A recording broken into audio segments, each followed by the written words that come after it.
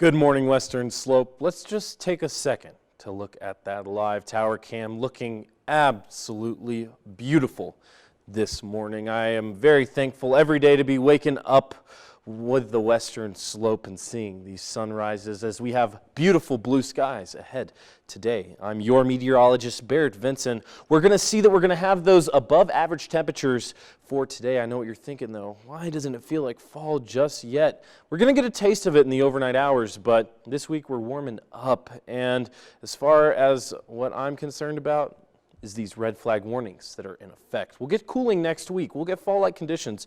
Don't worry about that, but let's start thinking about, what we need to really pay attention to, those red flag warnings. We're at 58 degrees right now with a 13-mile-an-hour wind, and we're going to be increasing in temperature from here. Currents right around that 58-degree mark, 47 in Delta, and then we got below freezing in Gunnison, close in Aspen. As we go throughout the next few weeks, these are going to start decreasing. If you're in these higher elevations, you might want to start thinking about putting your vegetation inside because you don't want to lose that. We're on a roller coaster today with those temperatures though.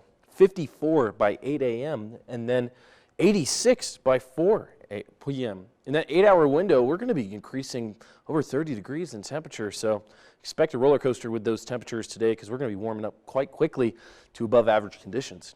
Radar's looking very clear as we are waking up on the Western Slope, and you're going to go ahead and notice that we're going to remain clear as we go throughout the next few days.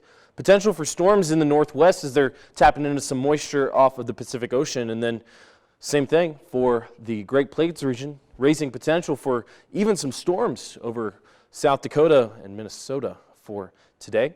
As far as that futurecast is looking, we're going to remain clear. We're going to get a little bit more cloud coverage than what we have seen this week, but we're still going to be dry, still going to be hot.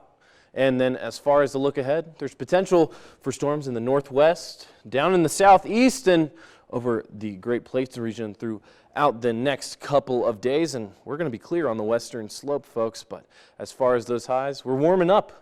87 for the high today. We're going to be in those upper 80s, and then everywhere else kind of lower 80s, upper 70s on the board tonight. 40s and 50s for a break from the heat, and then getting up again to those above average conditions for tomorrow. Lots of warm temperatures ahead as we go throughout the next few days. For that weather alerts, though, we have those red flag warnings in effect for today. Definitely know where your fire extinguishers are, and if you have a kitchen fire, grab that baking soda. That's a good alternative. As far as humidity is looking, we are going to be decreasing from here, getting down into the teens, raising further concern not only for the drought, we're in those dry, moderate, and severe conditions, but also for fire weather.